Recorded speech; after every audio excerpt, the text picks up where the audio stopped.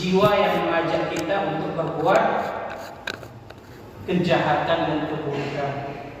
Dan ternyata di dalam diri kita ini semua terdapat 3 jenis sifat jiwa tersebut. An-nafsul mutmainnah, an-nafsul lawwamah, an-nafsu al-ammaratu bisu. Oleh karenanya Allah Subhanahu wa taala berfirman di surah Yusuf, "Wa ma ubarri'u nafsi," dan sungguh aku tidak berlepas diri dari kesalahan diriku. Innan nafsa la'ammaratun bisu, sesungguhnya jiwa itu selalu mengajak kepada perbuatan kejahatan. Illa ma rahima rabbi, kecuali jiwa yang dirahmati oleh Rabbku. Maka ini menunjukkan bahwa kita ini hendaknya apa? Selalu berdoa kepada Allah Subhanahu wa taala agar Allah bersihkan jiwa kita. Jangan sampai jiwa kita ini terpenuhi dengan noda-noda kejelekan, keburukan. Makanya doa yang diajarkan oleh Nabi alaihi salatu wasalam, dan ini harus hendaknya kita baca, kita minta kepada Allah Subhanahu wa taala, Allahumma ati nafsi taqwaha. Ya Allah, berikanlah jiwaku itu ketakwaannya. Wa zakkiha anta khairu man zakkaha, dan sucikanlah jiwaku, sesungguhnya Engkaulah yang dapat mensucikannya. Anta waliyuha wa maulaha, Engkaulah pelindungnya, Engkaulah pemiliknya. Kenapa? Karena hati kita ini, jiwa kita ini, siapa memilikinya? Allah Subhanahu wa taala. Makanya kita meminta kepada Allah Subhanahu wa taala agar Allah meneguhkan hati kita di atas agamanya. Makanya kita berdoa, ya muqallibal qulub, tsabbit qalbi ala dinik. Ya musarrifal qulub, sarrif qalbi ala ta'atik. Maka ini perlu sekali bagi kita. Makanya di sini ikhwan dan akhwat rahimani wa rahimakumullah taala jami'an, ini adalah di penghujung pembahasan kitab kita pada 10 kaidah di dalam kesucian jiwa. Maka kita pun akan mengakhiri kitab ini dengan beberapa nasihat dari para khulafa ar-rasyidin yang 4. Khalifah yang pertama Abu Bakar As-Siddiq radhiyallahu anhu memberikan wejangan nasihat kepada kita semua. Beliau radhiyallahu taala anhu berkata, "I'lamu ibadallah," ketahuilah oleh kalian semua wahai para hamba Allah, "annakum taghduna wa taruhuna fi ajalin qad quyiba ankum ilmuh." Kalian memasuki waktu di pagi hari dan sore hari, sedangkan ajal kalian tidak mengetahuinya. Fa in istata'tum an tanqadiyal ajal wa antum fi 'amalillahi faf'alu. Kalaulah kalian bisa menghabiskan umur kalian sampai tiba ajal kalian dan kalian dalam keadaan beribadah kepada Allah, faf'alu, maka lakukanlah. Walan tastati'u dzalika illa billah, tentunya kalian tidak dapat melakukannya kecuali atas pertolongan Allah. Fasabiqu fi muhli ajalikum, maka bersegeralah untuk menghabiskan sisa umur kalian dengan ketaatan kepada Allah sebelum tiba ajal kalian. Qabla an tanqadiya ajalakum fayaruddakum ila aswa'i a'malikum, sebelum ajal kalian habis dan kalian dikembalikan kepada amalan yang paling terjelek pada kalian. Fa inna aqwaman ja'alu ajalahum li ghairihim wa nasu anfusahum, dan sedangkan ada suatu kaum yang menyerahkan ajal mereka kepada orang lain dan mereka lupa terhadap diri mereka sendiri. Fa anhaakum an takunu amsalahum, maka aku melarang kalian, janganlah kalian seperti mereka. Falwaha ilwaha thumma najah an-najah, maka bersegeralah kalian, bersegeralah kalian. Fa inna wara'akum taliban hafifan marruhu sari'un, karena di belakang kalian ada yang mengejar kalian yang sangat tangkas. gerakannya begitu sangat cepat, yakni al-maut, yang mengejar kalian itu adalah kematian. Khalifah yang kedua, Umar bin Khattab radhiyallahu anhu, memberikan bejangan nasihat kepada kita. Beliau radhiyallahu anhu berkata, hasibu anfusakum qabla an tuhasabu. Hisablah diri kalian sebelum kalian nanti dihisab pada hari kiamat. Wazinu anfusakum qabla an tuzanu. Dan timbanglah diri kalian sebelum kalian ditimbang pada hari kiamat. Wa tazayyanu lil 'ardil akbar. Dan bersiaplah kalian untuk tujuan yang agung pada hari kiamat. Yauma tu'raduna la takhfa minkum khafiyah. Hari yang dimana pada hari kiamat tersebut ditampakkan amalan-amalan kalian, tidak ada suatu perkara apapun yang samar lagi tersembunyi. Maka oleh karena itu, wejangan yang ketiga nasihat dari Khalifah Utsman bin Affan radhiyallahu anhu, beliau berkata, Inna ibna Adam, wahai anak keturunan Adam, i'lam anna malakal maut alladhi wukila bika lam yazal yukhlifuka wa yatakhatta ila ghairika anta fid dunya. Wahai anak Adam, ketahuilah sesungguhnya malaikat yang ditugaskan untukmu, dia selalu mengintaimu. Dia terkadang meninggalkan orang lain, maksudnya dia jemput orang lain, seakan-akan malaikat itu lalai dari mengintaimu, padahal dia selalu mengintaimu sejak engkau berada di dunia. Wa ka'annahu qad takhatta ghayraka ilaika wa sadaka. Dan terkadang seolah-olah malaikat itu berpaling darimu dan dia akan datang kepadamu. Fakhudh hizraka, maka hendaknya engkau berhati-hati. Wasta'id lahu, dan hendaknya engkau bersiap-siap tatkala malaikat datang menjemputmu. Wala taghfal fa innahu la yaghfalu anka, maka janganlah engkau lalai, sungguh malaikat maut itu tidak akan pernah lalai darimu. Wa'lam ibna Adam in ghafalta an nafsika wa lam tasta'id laha. Ketahuilah wahai anak Adam, kalau engkau lalai dari dirimu sendiri dan engkau tidak menyiapkan bekalmu, lam yasta'id laha ghayruka, niscaya orang lain tidak akan menyiapkan bekalmu. Wala budda min liqa'illahi azza wa jalla, padahal engkau nanti akan bertemu dengan Allah azza wa jalla. Fakhudh li nafsika wa la takilha ila ghairika, maka persiapkan dirimu, maka persiapkan bekalmu, dan jangan pernah engkau wakilkan kepada orang lain untuk menyiapkan perbekalanmu. Kemudian nasihat yang terakhir dari Khalifah yang keempat, Ali bin Abi Thalib radhiyallahu anhu, ya ayuhan nas,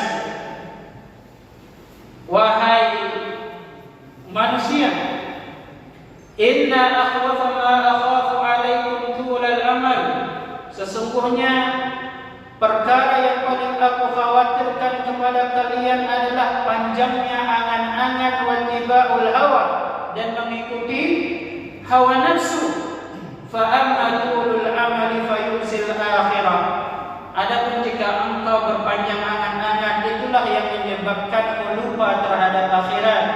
Wa amma tiba'al hawa fayudillu 'anil haqqi, dan adapun kalau engkau mengikuti hawa nafsumu, itulah yang menyebabkanmu tersesat dari jalan kebenaran. Ala inna dunya qad wallat mudbiratan, maka ketahuilah dunia ini pasti akan engkau tinggalkan. Wal akhiratu muqbilatan, dan tentunya akhirat pasti akan datang menemuimu. Walikulli wahidatin minhuma banun, dan setiap keduanya memiliki anak-anak. Dunia punya anak-anak, akhirat punya anak-anak. Fakunu min abna'il akhirah, oleh karena itu jadilah kalian anak-anak akhirat. Wala takunu min abna'id dunya, dan janganlah kalian menjadi anak-anak dunia. Fa innal yawma 'amalun wala hisab, dan adapun pada hari ini kita di dunia adalah hari untuk beramal, tidak ada hisab. Wa ghadan hisabun wala amal, dan di hari esok, hari akhirat, adalah hari yang penuh dengan hisab dan tidak bisa lagi untuk beramal. Oleh karenanya Hasan Al-Basri rahimahullah ta'ala memberikan ajaran bagi kita, al-mu'minu qawwamun ala nafsihi, seorang mukmin itu adalah pemimpin bagi dirinya sendiri. Yuhasibu nafsah, maka hendaknya dia menghitung dirinya. Wa innama khaffal hisabu yawmal qiyamati ala qaumin hasabu anfusahum fid dunya. Hisab di akhirat itu akan diringankan bagi suatu kaum apabila kaum itu menghisab dirinya waktu di dunia. Jadi kalau kita hisab diri kita selama di dunia, kita hitung bagaimana amalan kita, semoga di akhirat kelak hisab kita diringankan. Apa kata Hasan Al-Basri rahimahullah? Wa innama syaqqal hisaba yaumal qiyamah ala qaumin akhadhu hadzal amra min ghairi muhasabatin. Dan tentunya hisab di akhirat akan lebih dipersulit apabila suatu kaum tidak memuhasabah dirinya tatkala berada di dunia. Kalau kita sepele, tidak kita hitung amal soleh kita, tidak kita perbaiki jiwa kita, maka khawatirlah apa? Hisab di akhirat itu semakin susah, semakin sulit. Oleh karenanya Maimun bin Mihran rahimahullah ta'ala, beliau memberikan nasihat kepada kita, la yakunul abdu taqiyan, tidaklah seorang hamba itu menjadi hamba yang bertakwa, hatta yakuna li nafsihi ashadda muhasabatan min asy-syariki li syariki, hingga dia itu menjadikan dirinya penuh dengan koreksian, penuh dengan muhasabah diri, sebagaimana seseorang sedang berbisnis dengan orang lain. Tentunya kalau kita berbisnis dengan orang lain, kita tidak mau menjadi orang merugi tatkala berbisnis. Kenapa? Karena bisa jadi rekan bisnis kita itu berbuat kecurangan, dia pergi bawa harta kita. Maka kalau kita ingin menjadi orang yang beruntung, maka terhadap diri kita ini kita jadikan seperti rekan bisnis penuh perhitungan, supaya tidak menyesal. Oleh karenanya ikhwan dan akhwat rahimani wa rahimakumullah ta'ala jami'an, dan ini adalah nasihat yang terakhir dari Al-Imam Abdullah bin Al-Mubarak rahimahullah ta'ala. Dia adalah ulamanya para tabi'in. Dia berkata pada zamannya, berarti Abdullah bin Mubarak ini hidup sejaman dengan para sahabat, karena beliau adalah seorang tabi'in dan beliau adalah ulamanya para tabi'in. Berarti apa? Orang yang paling dimuliakan di antara para tabi'in yang lainnya. Dan Abdullah bin Mubarak rahimahullah ta'ala berkata pada zamannya, apa kata Abdullah bin Mubarak pada zamannya? Inna salihin fima mada, sesungguhnya orang-orang saleh pada masa terdahulu. Berarti menunjukkan para sahabat radhiyallahu ta'ala anhum ajma'in, kanat anfusuhum tawadihim alal khairi rafwan, mereka itu senantiasa berbuat kebaikan spontanitas, tanpa paksaan. Kalau ada panggilan kebaikan, ajakan untuk kebaikan, langsung apa? Siap sedia untuk berbuat kebaikan. Tak ada istilah paksaan-paksaan, tak ada. Wa inna anfusana la takadu tawatina illa ala kuhin, sedangkan jiwa-jiwa kita pada saat ini Dia tidak terbiasa untuk spontanitas untuk berbuat kebaikan kecuali dipaksa.